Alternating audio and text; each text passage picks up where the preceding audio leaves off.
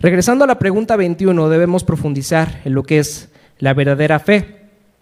Todos los que hemos estado en un contexto de iglesia o nos hemos acercado alguna vez a los cristianos, hemos escuchado mucho acerca de la fe, como que somos salvos por fe, nos mantenemos firmes en la fe, debemos caminar en la fe.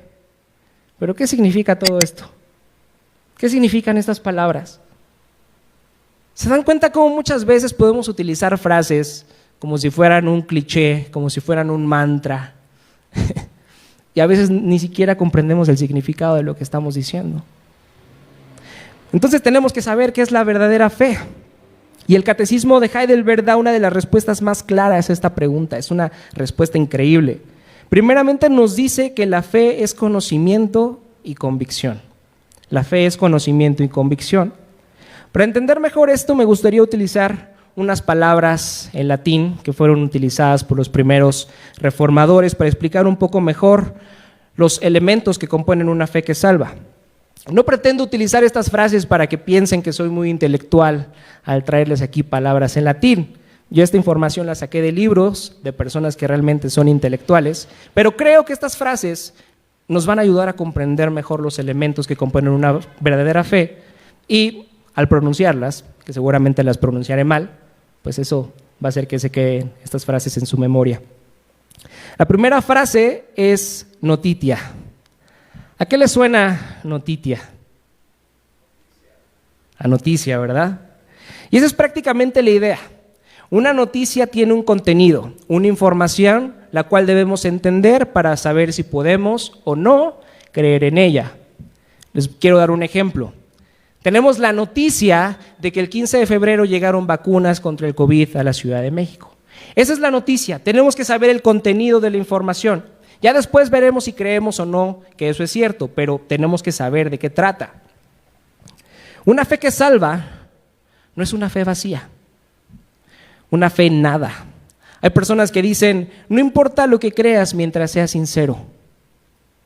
Aunque la sinceridad es una virtud, sinceramente puedes estar equivocado y poner tu fe en algo que no salva. Para tener una fe que salva debemos creer en Cristo y conocer la obra que hizo para ofrecernos salvación. Eso es notitia. La segunda frase es ascensus. Junto con la información del contenido de la noticia debemos tener un asentimiento, una aceptación del contenido de ella.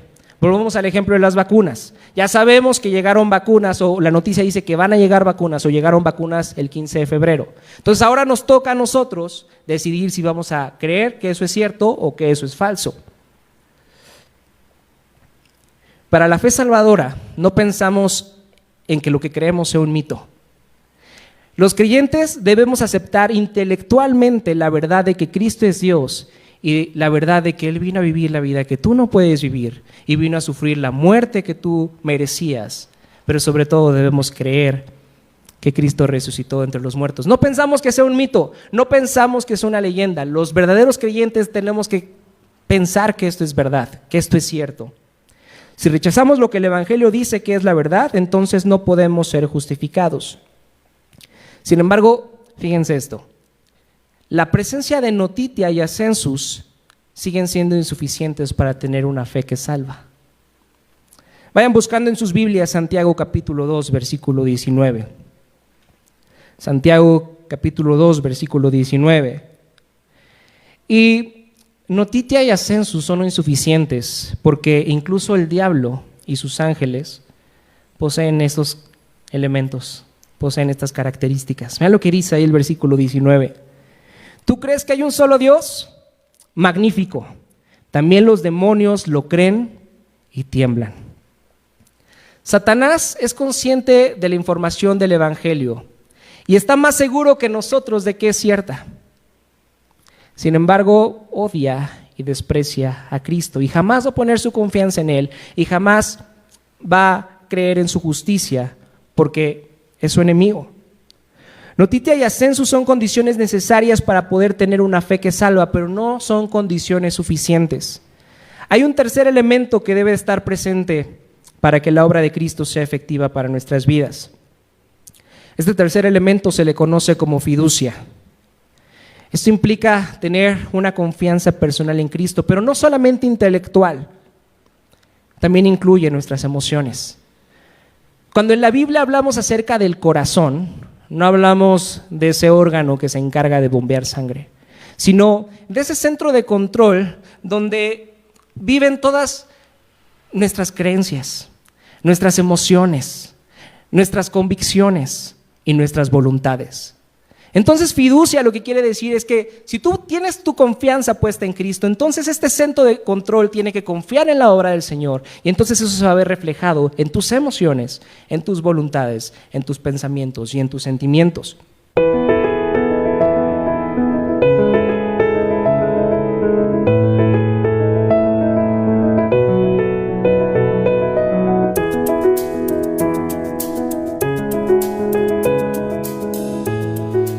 Buenos días, hermanos. Vamos a continuar con nuestra serie en el Catecismo de Heidelberg. El día de hoy vamos a estar reflexionando en las preguntas 20 a la 23. Para eso abramos nuestras Biblias en el Evangelio de Juan y vamos a hacer la lectura del capítulo 3, del versículo 16 al 18. Juan 3, 16 al versículo 18. Así dice la palabra del Señor. Porque tanto amó Dios al mundo, que dio a su Hijo unigénito, para que todo el que cree en Él no se pierda, sino que tenga vida eterna. Dios no envió a su Hijo al mundo para condenar al mundo, sino para salvarlo por medio de Él. El que cree en Él no es condenado, pero el que no cree ya está condenado por no haber creído en el nombre del Hijo unigénito de Dios. En domingos pasados estuvimos reflexionando acerca de la doctrina de la representación y vimos que todos pecamos, todos caímos junto con Adán cuando él en Edén tomó la decisión de desobedecer al Señor. Tuvo el deseo de ser como el Señor, tuvo deseo de ser el Señor para su vida, y entonces gracias a esa acción toda la humanidad cayó junto con Adán. Y leímos en Romanos 5:18 que a través de una sola transgresión toda la humanidad fue condenada, pero que también gracias a la obediencia de uno solo muchos seríamos perdonados. Esto nos puede llevar a pensar que así como toda la humanidad fue condenada en Adán, entonces toda la humanidad tendría que ser rescatada a través de la obra de Cristo. Pensando en esto, los eruditos del Catecismo de Heidelberg consideraron oportuno hablar acerca de a quienes verdaderamente representó Cristo con su obra. Y de eso estaremos reflexionando el día de hoy. El título del mensaje es Una fe que salva. Entonces, comencemos con la pregunta 20 del Catecismo de Heidelberg. Dice así la pregunta 20. ¿Son salvados por Cristo todos los hombres que perecieron en Adán? La respuesta es no. Los únicos que son salvos son aquellos que mediante la verdadera fe son injertados en Cristo y aceptan todos sus beneficios. Aquí la verdadera pregunta que están intentando responder los eruditos del Catecismo de Heidelberg es si nuestro segundo representante, es decir, Cristo, murió por toda la humanidad caída. Esa es la pregunta que está de fondo. Sin embargo, la respuesta que da el Catecismo de Heidelberg es contundente y responde con un rotundo no. La idea de que Cristo no representó a toda la humanidad durante su obra de redención, sino que solo representó a un grupo de personas escogidas por el Padre desde antes de la fundación del mundo, es uno de los pensamientos y enseñanzas más controversiales en la Iglesia. Por muchos años. Incluso estoy seguro que personas dentro de nuestra iglesia prefieren pensar que Cristo murió por todos, en lugar de que murió solamente por un grupo limitado de personas. A esta doctrina se le conoce como expiación limitada y habla de cómo la salvación efectuada por Cristo solo es efectiva por un grupo de personas escogidas por Dios desde antes de la creación del universo.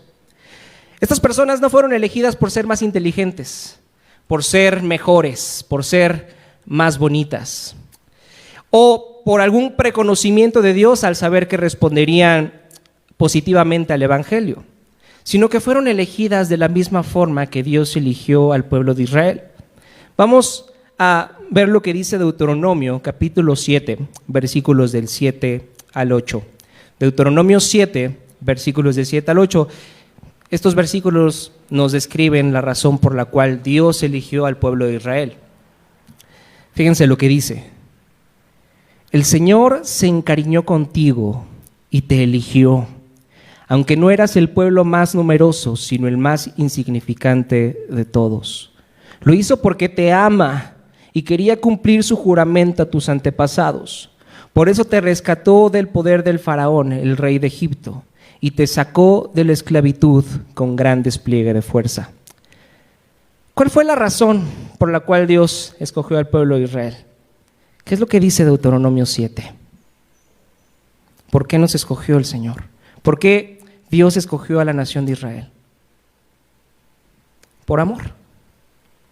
Por amor, no porque fueran especiales en algún sentido físico o de comportamiento. Ahí el texto dice claramente que eran los más insignificantes. Sin embargo, Dios los eligió simplemente porque eran el objeto de su amor y decidió mostrar a través de ellos su poder y a través de ellos bendecir a todas las naciones de la tierra. Ahora, tal vez algunos de ustedes están pensando en los versículos que leíamos al inicio de este mensaje y tal vez se encuentren un poco confundidos, porque Juan 3:16 dice claramente, porque tanto amó Dios al ¿qué? Al mundo, que envió a su Hijo unigénito. Parece ser que el texto nos invita a pensar que Cristo funcionó como el representante de todas las personas que han vivido, viven y vivirán en este mundo, y no solo como un representante de un grupo específico de personas.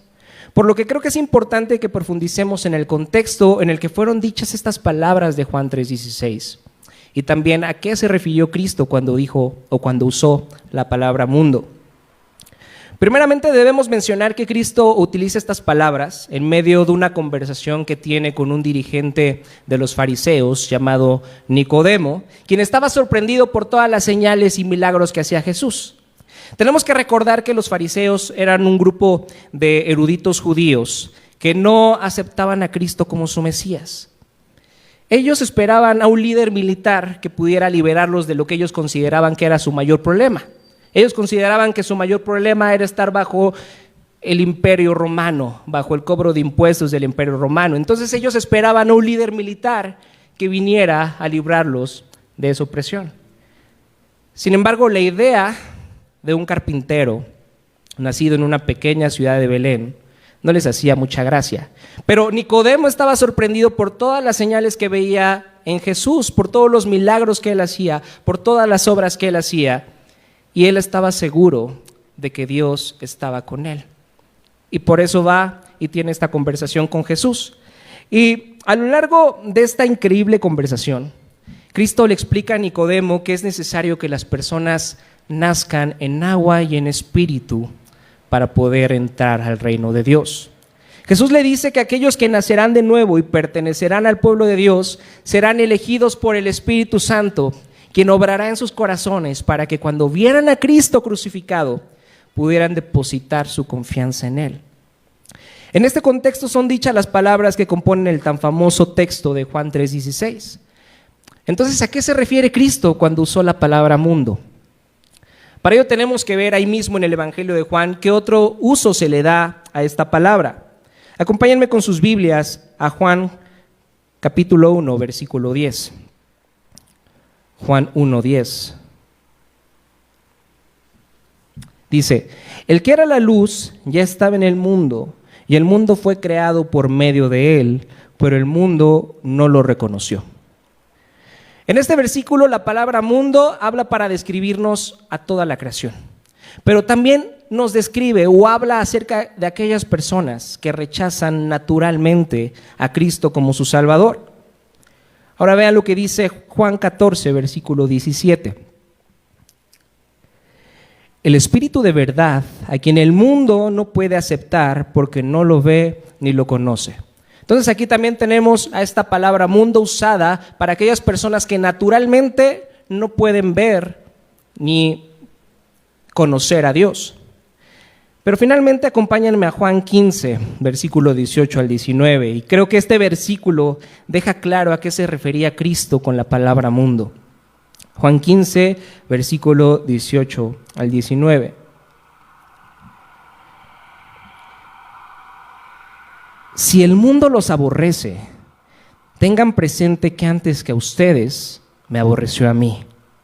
Si fueran del mundo, el mundo los amaría como a los suyos, pero ustedes no son del mundo, sino que yo los he escogido de entre el mundo, por eso el mundo los aborrece.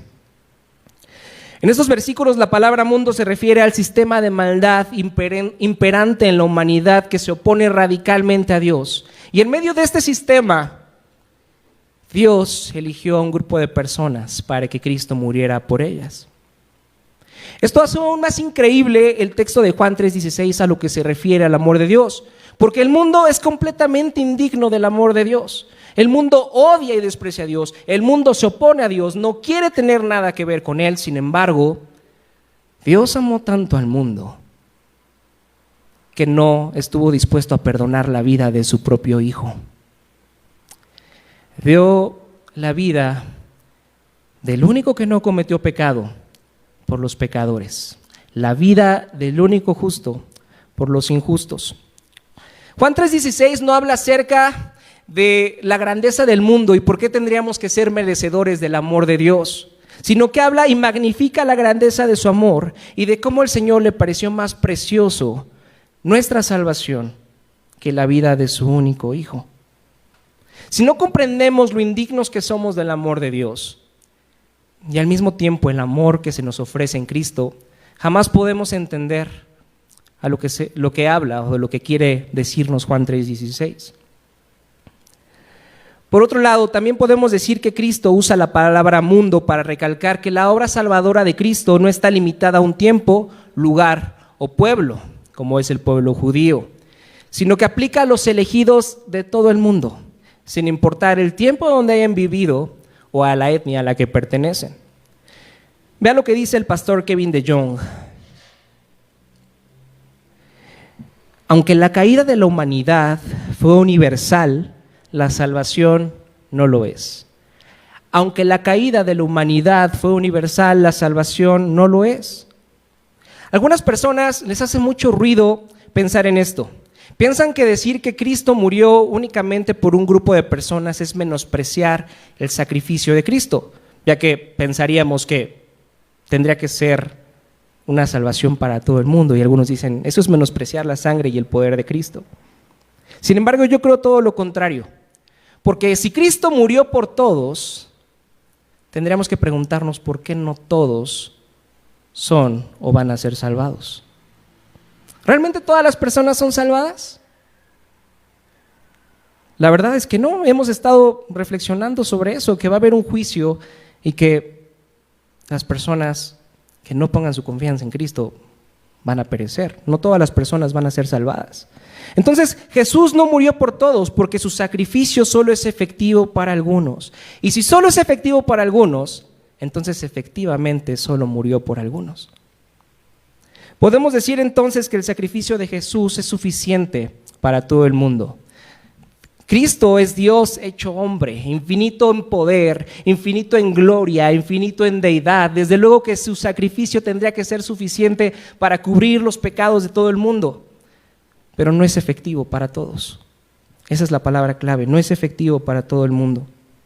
Entonces, pensar así no es menospreciar el sacrificio de Cristo, sino afirmar que realmente las personas por las que Él murió serán salvadas. Así ninguna gota de la sangre de Cristo será desperdiciada. Cuando Cristo fue al madero, cuando Cristo estaba en la cruz, Él estaba pensando en todas esas personas que iba a salvar. Estaba pensando en ti y en mí. A algunas otras personas puede parecerles injusto que Dios haya elegido a algunas personas y a otras no. Y entiendo el dolor que causa el profundizar en esta doctrina. El día de hoy estoy aquí parado, intentando explicar la doctrina de la expiación limitada, y hay un gran dolor en mi corazón, ya que vienen a mi mente personas que me encantaría que reflejaran amor y interés por Cristo, y aún no lo hacen. O incluso personas que murieron sin hacerlo. Tal vez se sientan identificados conmigo y creo que,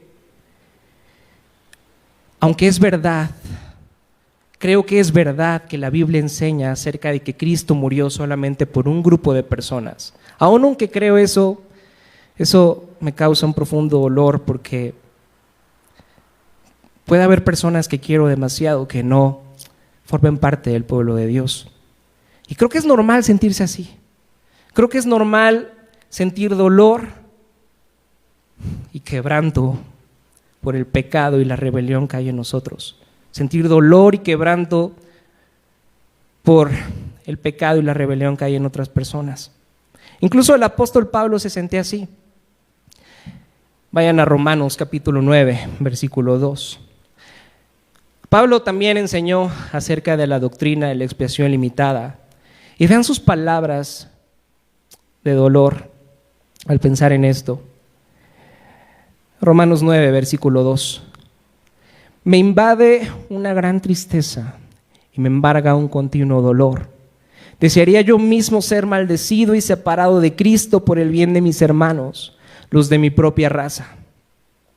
A Pablo también le dolía darse cuenta que personas de su mismo pueblo, aquellos que él consideraba sus hermanos, podrían no ser parte o no eran parte del pueblo de Dios. Incluso él deseaba ser separado de Cristo y darle su lugar a estas personas.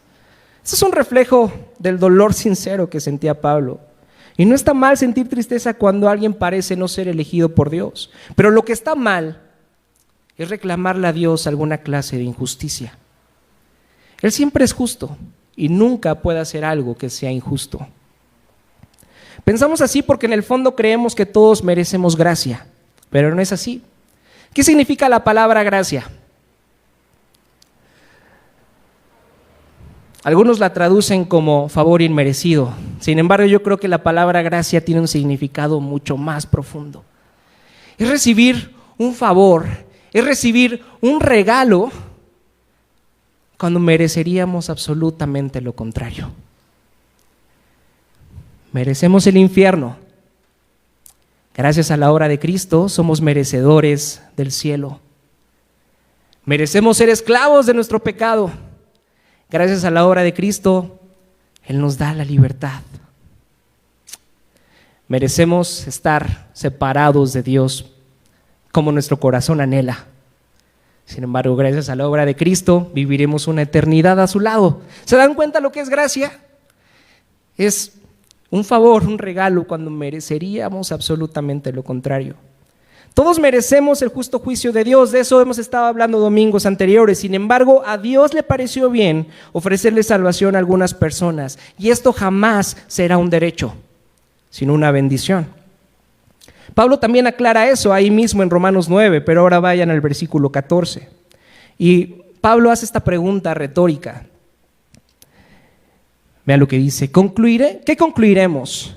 ¿Acaso es Dios injusto?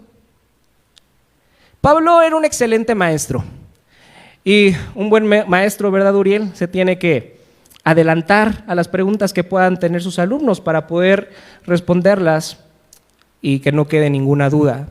Entonces seguramente Pablo ya había enseñado anteriormente sobre la expiación limitada, y alguno de sus oyentes seguramente le reclamó: eso es injusto, eso no es justo. Entonces Pablo lanza esta pregunta retórica. Fíjense la respuesta que da. ¿Acaso es Dios injusto? De ninguna manera. Es un hecho que a Moisés le dice: tendré clemencia de quien yo quiera tenerla, y seré compasivo con quien yo quiera serlo. Por lo tanto, la elección no depende del deseo ni del esfuerzo humano, sino de la misericordia de Dios. Por lo tanto, la elección no depende del deseo ni del esfuerzo humano, sino de la misericordia de Dios. Entonces jamás podríamos reclamarle a Dios que no sea lo suficientemente misericordioso, ya que la misericordia no es algo que se puede exigir. Dios es misericordioso con quien quiere serlo. Es blasfemo acusar a Dios de no ser lo suficientemente misericordioso, ya que ese cargo implica que hay pecado en Dios y que Él no ha hecho algo que debería de haber hecho. que debería haber sido más misericordioso. Si pensamos en algún momento que Dios es injusto, entonces tendríamos que recibir la condenación eterna, porque eso es lo que justamente merecemos. Entonces es gracia, y Dios da gracia a quien Él quiere dar gracia, y eso jamás lo podemos reclamar. De eso es lo que habla Juan 3:17, regresando a los versículos que leamos un inicio. Vea lo que dice Juan 3:17. Dios no envió a su Hijo al mundo para condenar al mundo, sino para salvarlo por medio de Él. Tenemos que entender que el mundo ya estaba en amenaza de juicio desde antes de que viniera Cristo. Pero con su primera venida aún no vendría ese juicio, sino que vino a ser posible la salvación para aquellas personas por las cuales murió. Que sepamos que Cristo solo vino a morir por su pueblo no quiere decir que andemos por ahí diciéndole a las personas, bueno, no sé si Cristo murió por ti, no sé si seas un elegido de Dios. Nosotros no sabemos eso. La salvación es suficiente para todos y es ofrecida para todos, pero finalmente será efectiva para quienes Dios les dé la capacidad de creer. Pero lo bueno, aquí lo maravilloso es que nosotros no sabemos eso. Eso nos debe seguir motivando a predicar el Evangelio. La mayor crítica que hay ante esta doctrina de la expresión limitada es que dicen, bueno, pues si Dios sabe a quién va a salvar, entonces ¿para qué predicar el Evangelio? Nosotros no sabemos quiénes vayan a ser parte de su pueblo. Y Dios va a salvar a las personas a través de la predicación del Evangelio y quiere que tú seas parte de ese proceso. Vean lo hermoso de esto. Dios no solamente ha diseñado el fin de las cosas, sino también ha puesto el medio para llegar a ese fin. Cuando hablamos acerca de la soberanía de Dios y pensamos en la oración, decimos, ¿por qué Dios quiere que oremos? ¿No han pensado en eso? Si Dios ya sabe lo que va a pasar y se hace su voluntad, entonces ¿para qué oro? Bueno, pues la oración es el medio para llegar para un fin. ¿Para qué predico el Evangelio si Dios ya sabe a quién va a salvar? Bueno, pues la predicación es el medio para llegar a ese fin. Sin embargo, Dios no te necesita. Si tú no lo haces, alguien más lo hará. Pero si Dios te está dando el privilegio de que participes junto con Él en este plan, en este proyecto de expandir su reino, debes gozarte y ver la bendición de que Dios quiere que por medio de tu predicación del Evangelio, de medio de tu enseñanza del Evangelio, mostrar a Cristo y tu necesidad de Él todos los días. Él quiere que a través de eso, Él se dé a conocer a otras personas. Así que no te canses de hablar del Evangelio, no te canses de hablar de Cristo a esas personas a las que les has hablado del Señor y aún no muestran ningún interés por Él. Finalmente, la salvación es del Señor, y si Él escogió a estas personas, ellos responderán en algún momento positivamente a Cristo. Cuando las ovejas oyen su voz, siguen al pastor. Tenemos que tener tranquilidad con respecto a eso, porque Dios no nos ha dado a nosotros el ministerio de la salvación. Él es el único que puede salvar. Con tu predicación tú no estás salvando a las personas. Dios es el único que puede salvar. Pero sí nos dio a nosotros el ministerio de la predicación. Vayan y hagan discípulos por todo el mundo, bautizándolos en el nombre del Padre, el Hijo y el Espíritu Santo. Y si Dios nos ha dado esa bendición de predicar quién es Él y su evangelio y las buenas obras de que Él vino a morir por nosotros, disfrutemos de ese gran privilegio que Él nos ha dado. Otra de las preguntas que normalmente se escuchan cuando hablamos acerca de la expiación limitada es, ¿cómo sé si Cristo murió por mí? Si el Señor murió por un grupo limitado de personas, entonces ¿cómo sé si yo soy parte de ese grupo de personas? La otra parte de la respuesta de la pregunta 20 nos ayuda a contestar esto. Los únicos que son salvos son aquellos que mediante la verdadera fe son injertados en Cristo y aceptan todos sus beneficios. Entonces, ¿quieres saber si eres un elegido del Señor? Entonces tienes que tener una fe verdadera. Y entonces viene la pregunta, ¿Qué es la fe verdadera? Que es la pregunta 21 del Catecismo de Heidelberg. ¿Qué es la verdadera fe? Fíjense la respuesta. La verdadera fe no es solo un seguro conocimiento por el cual sostengo como cierto todo lo que Dios nos ha revelado en la Escritura, sino también una confianza completa que el Espíritu Santo crea en mí por medio del Evangelio, de que Dios ha concedido gratuitamente no solo a otros, sino que también a mí perdón de pecados, justicia eterna y salvación. Estos son dones de pura gracia, concedidos solo en base a los méritos de Cristo.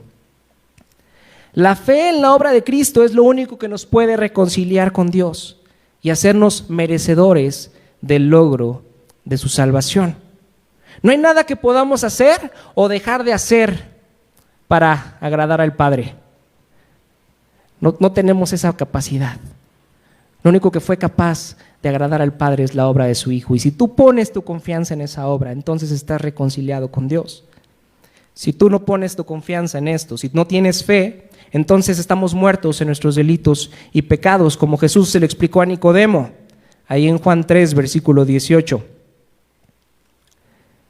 Vean lo que dice. El que cree en Él no es condenado, pero el que no cree ya está condenado por no haber creído en el nombre del Hijo unigénito de Dios. Al reflexionar en este versículo, erróneamente podemos pensar que Dios está castigando a los incrédulos por el simple hecho de no creer. Parece ser que ese es el gran pecado, no creer. El no creer representa el clímax de la rebelión de la humanidad, ya que aunque se ha ofrecido la salvación por medio del Hijo de Dios que vino a morir, aún así esas personas rechazan esta salvación. Estas personas se rebelan en contra de esta salvación, no quieren saber nada de eso. Y entonces esto es el clímax de la rebelión que hay en contra de Dios.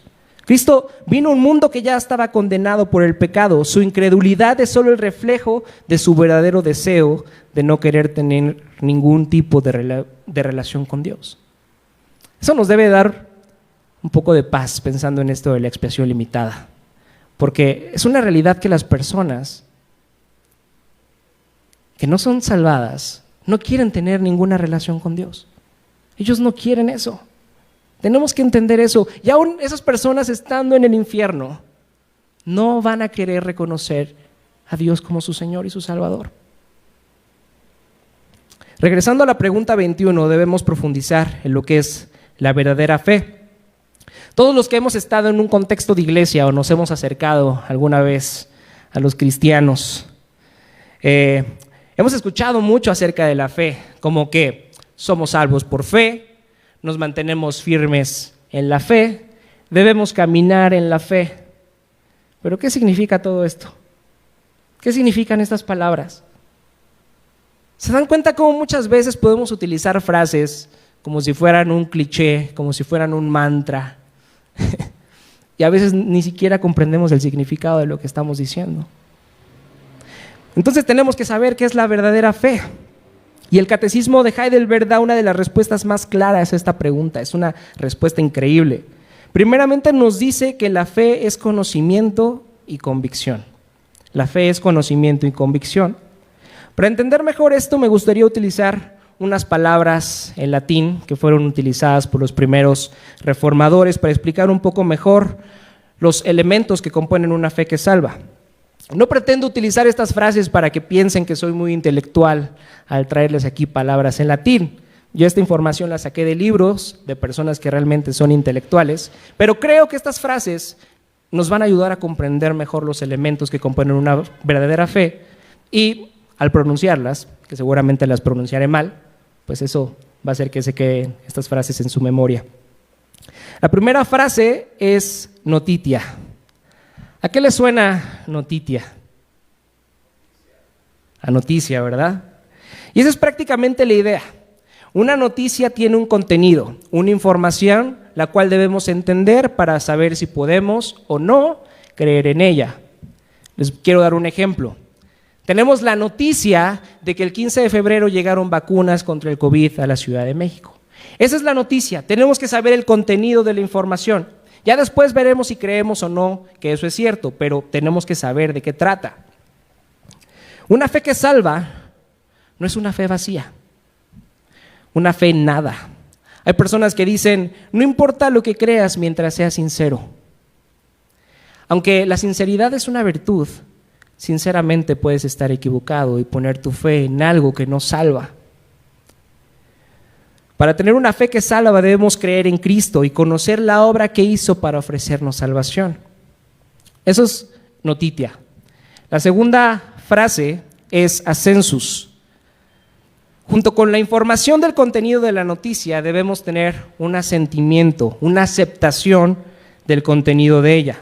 Volvamos al ejemplo de las vacunas. Ya sabemos que llegaron vacunas, o la noticia dice que van a llegar vacunas, o llegaron vacunas el 15 de febrero. Entonces ahora nos toca a nosotros decidir si vamos a creer que eso es cierto o que eso es falso.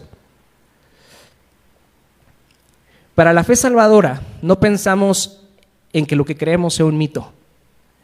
Los creyentes debemos aceptar intelectualmente la verdad de que Cristo es Dios y la verdad de que Él vino a vivir la vida que tú no puedes vivir y vino a sufrir la muerte que tú merecías. Pero sobre todo debemos creer que Cristo resucitó entre los muertos. No pensamos que sea un mito, no pensamos que sea una leyenda. Los verdaderos creyentes tenemos que pensar que esto es verdad, que esto es cierto. Si rechazamos lo que el Evangelio dice que es la verdad, entonces no podemos ser justificados. Sin embargo, fíjense esto. La presencia de notitia y ascensus siguen siendo insuficientes para tener una fe que salva. Vayan buscando en sus Biblias Santiago capítulo 2, versículo 19. Santiago capítulo 2, versículo 19. Y notitia y ascensus son insuficientes porque incluso el diablo y sus ángeles poseen estos elementos, poseen estas características. Vean lo que dice ahí el versículo 19. ¿Tú crees que hay un solo Dios? Magnífico. También los demonios lo creen y tiemblan. Satanás es consciente de la información del Evangelio y está más seguro que nosotros de que es cierta. Sin embargo, odia y desprecia a Cristo y jamás va a poner su confianza en Él y jamás va a creer en su justicia porque es su enemigo. Notitia y ascensus son condiciones necesarias para poder tener una fe que salva, pero no son condiciones suficientes. Hay un tercer elemento que debe estar presente para que la obra de Cristo sea efectiva para nuestras vidas. Este tercer elemento se le conoce como fiducia. Esto implica tener una confianza personal en Cristo, pero no solamente intelectual, también incluye nuestras emociones. Cuando en la Biblia hablamos acerca del corazón, no hablamos de ese órgano que se encarga de bombear sangre, sino de ese centro de control donde viven todas nuestras creencias, nuestras emociones, nuestras convicciones y nuestras voluntades. Entonces, fiducia lo que quiere decir es que si tú tienes tu confianza puesta en Cristo, entonces este centro de control tiene que confiar en la obra del Señor y entonces eso se va a ver reflejado en tus emociones, en tus voluntades, en tus pensamientos y en tus sentimientos. Vean lo que dice el teólogo Louis Berkhof hablando acerca de fiducia. Dice, consiste en una confianza personal en Cristo como Señor y Salvador, incluyendo el sometimiento a Cristo del alma que se considera culpable y manchada, y que ésta reciba y se apropie a Cristo como la fuente del perdón y de la vida espiritual. Entonces, la verdadera fe envuelve la totalidad del ser, envuelve la mente, envuelve el corazón y también envuelve nuestras voluntades, recibiendo todo lo que Cristo es. Ahora, no quiero que se atormenten pensando, ¿tengo fiducia? ¿Tengo ascensus? ¿Tengo notitia? No todo el tiempo somos conscientes de que poseemos todos estos elementos, pero un creyente en Jesucristo tiene que tener estos elementos para tener una fe que salva, una fe verdadera. Les pondré un ejemplo de cómo pasa esto en algo tan trivial en nuestras vidas como tener sed. Cuando tenemos sed, tenemos conocimiento de que el agua puede remediar nuestro mal. Esa es notitia. Tenemos sed y sabemos, o la información dice, la noticia dice que lo único que puede calmar nuestra sed es el agua. Notitia. Ahora, La convicción de nuestro conocimiento despierta nuestras emociones de manera que comenzamos a desear el agua para saciar nuestra sed. Ok, el agua te quita la sed. Ahora te toca a ti decidir si eso es verdad o eso es falso. Y si dices que es verdad, entonces te das cuenta de tu necesidad del agua o reconoces tu necesidad del agua. Y finalmente vamos al refrigerador y nos apropiamos del agua para remediar el problema. Si tienes sed, de nada sirve que sepas que el agua te va a quitar esa sed si no vas al refrigerador y tomas esa agua. Lo mismo pasa con nuestra sed espiritual. Es conocer que Cristo es el único que puede saciar nuestra sed. Y entonces poner nuestra confianza en Él, depositar todo nuestro ser, nuestras voluntades, nuestras emociones, en cualquier circunstancia de nuestra vida, saber que solamente Él puede saciar nuestro corazón. Eso es fiducia. Ahora, es importante que recordemos que nuestra salvación no depende de la calidad de nuestra fe, ni siquiera depende de nuestra fe en sí misma. Nuestra salvación depende únicamente de Cristo y de su obra. Después de todo, nosotros somos incapaces de producir la fe. La fe es un regalo que da la obra del Espíritu Santo en nuestros corazones. Vea lo que dice la respuesta de la pregunta 21, de nuevo, es una increíble respuesta. La verdadera fe no es solo un seguro conocimiento por el cual sostengo como cierto todo lo que Dios nos ha revelado en la Escritura, sino también una confianza completa. Los tres elementos, ¿verdad? Y luego, que el Espíritu Santo cree en mí por medio del Evangelio. La fe es creada por el Espíritu Santo mediante el Evangelio. Los cristianos no creemos en Cristo porque seamos más inteligentes que otras personas o que por suerte tengamos una personalidad más crédula que los no creyentes. Es solamente gracias a la obra del Espíritu Santo que obra en nosotros para que podamos responder cuando escuchamos el Evangelio. Tenemos que entender que todas las personas nacemos con la incapacidad moral de recibir el Evangelio por fe. Esta incapacidad debe ser vencida por el Espíritu Santo. Muchas personas piensan o creen que el Espíritu Santo viene a morar en nuestros corazones en el momento en que aceptamos el Evangelio, en el momento en que ponemos nuestra confianza en Cristo de una manera consciente. Sin embargo, para que eso pueda pasar, el Espíritu Santo tiene que venir previamente a tu corazón y vencer la rebelión de tu corazón para que tú puedas poner tu confianza en el Señor. Así que tú fuiste capaz de creer en el Evangelio, es porque el Espíritu Santo previamente vino a morar a tu corazón y empezó un trabajo de regeneración en él, venciendo tu rebelión natural en contra de Dios para que ahora puedas confiar en Él. Amamos a Dios porque Él nos amó primero, hermanos. Así que Dios mismo es quien otorga a los seres humanos caídos la capacidad de creer. Y esto lo hace únicamente por sus elegidos. Aquí es donde se une la doctrina de la expresión limitada con la doctrina de la fe verdadera. Dios le va a dar fe a aquellos que haya escogido desde antes de la fundación del mundo. Vean lo que dice Efesios capítulo 2, versículos del 8 al 9. Efesios 2, versículos del 8 al 9. Porque por gracia ustedes han sido salvados mediante la fe. Esto no procede de ustedes, sino que es el regalo de Dios, no por obras para que nadie se jacte. Así que la fe es un regalo de Dios, por lo tanto el fruto de la fe y la recompensa de la fe, que es la vida eterna, también son un regalo de Dios. Fíjense lo hermoso de esto.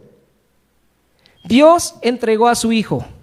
De eso nos habla Juan 3:16. De tal manera amó Dios al mundo que dio a su Hijo unigénito. Dios también nos da la fe para poder confiar en su Hijo. Y también nos da la vida eterna como recompensa por tener esa fe. Podemos decir entonces con toda certeza que la salvación es del Señor. No hay algo que nosotros podamos hacer. Todo lo ha hecho el Señor y la salvación es una obra trinitaria. El Padre escoge a su pueblo. El Hijo viene a morir por su pueblo. Y el Espíritu Santo obra en el corazón de su pueblo para que puedan poner su confianza en Dios. Es una obra completamente trinitaria. Pensar en esto nos debe de hacer las personas más humildes de la tierra, aunque a veces no es así, ¿verdad? A veces presumimos esta salvación que se nos es ofrecida por gracia. Ya que no hay nada en nosotros que haya causado que Dios decidiera salvarnos, simplemente el deseo que Él tuvo de hacerlo. Eso debe rompernos la cabeza.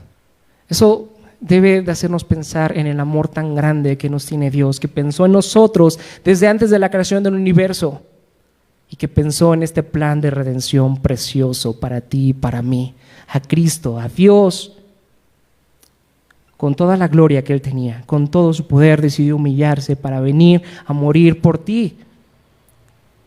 Esto es un amor que no vamos a poder comprender nunca, y eso sé que a veces nos rompe, sé que a veces desearíamos poder corresponder a este amor, pero jamás vamos a tener la posibilidad de responder a este amor hasta que Cristo venga por segunda vez. Ahora, también es importante recordar una frase de Martín Lutero, una de sus frases más conocidas, y dijo que aunque somos salvados solamente por la fe, esa fe nunca viene sola. Si verdaderamente tenemos una fe verdadera que controla nuestras emociones, pensamientos, sentimientos, voluntades y acciones, entonces esto se tiene que reflejar en una vida al servicio de Dios y una vida en servicio a los demás.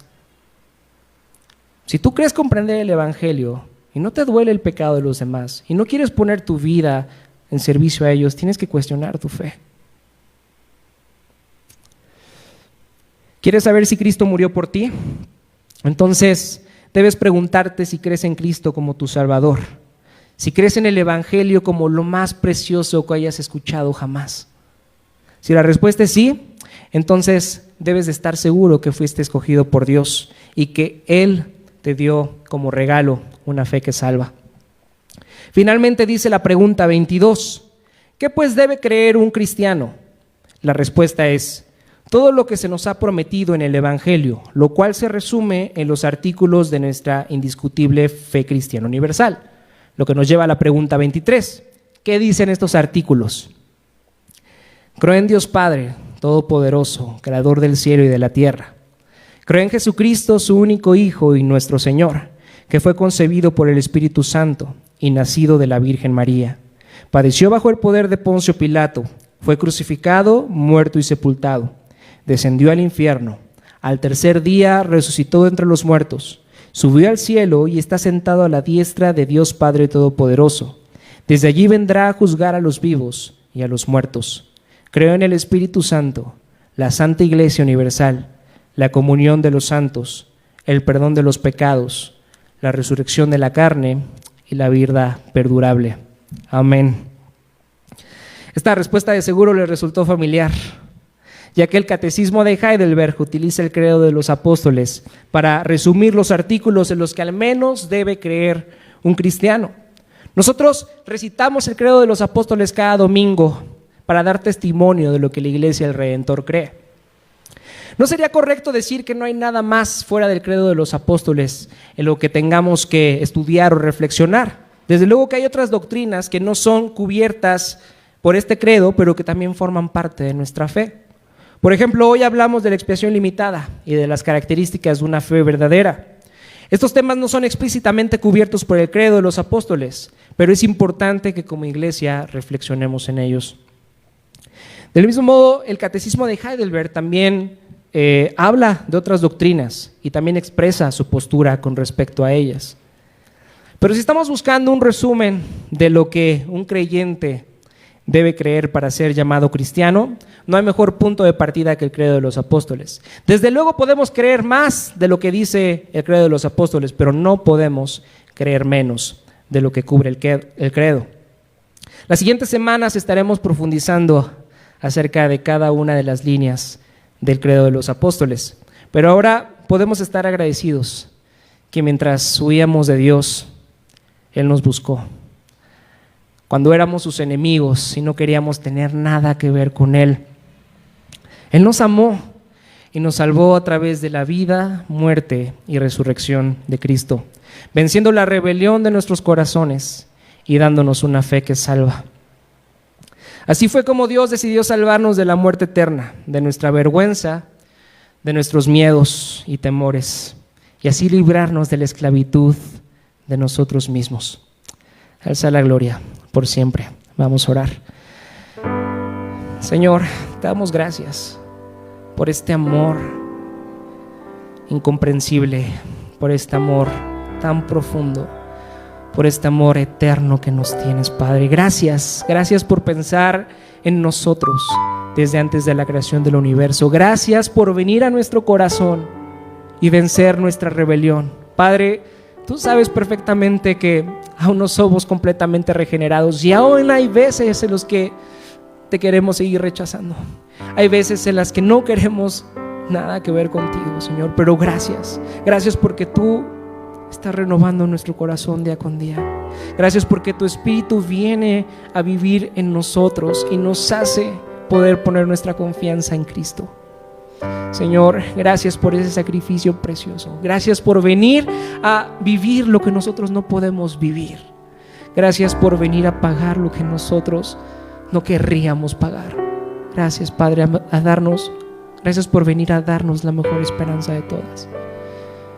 Padre, esto es un amor que no podemos comprender y corresponder. Esta idea de que tú quieras pasar toda una eternidad con nosotros, aunque nosotros no seamos dignos de ti, debe de cambiar nuestro corazón. Señor, no permitas que esto quede en pleno conocimiento. No permitas que esto quede simplemente en algo que esté en nuestra mente y que sepamos decir de memoria. Que realmente tu amor transforme nuestros corazones y que podamos poner nuestra vida a tu servicio y en servicio de aquellas personas que no te conocen, Señor, pero que a través del cambio que has hecho en nuestras vidas nosotros podamos seguir modelando y mostrando una vida de alguien que tiene puesta su confianza en el Creador del universo, en el Creador del universo que nos ama con un amor eterno. Señor, permítenos ser de bendición en este mundo, en esta ciudad al menos, Padre. Ayúdanos a bendecir a la Ciudad de México, que por medio de nuestros trabajos, de nuestras actividades, de todo lo que hacemos, Señor, podamos mostrar la verdad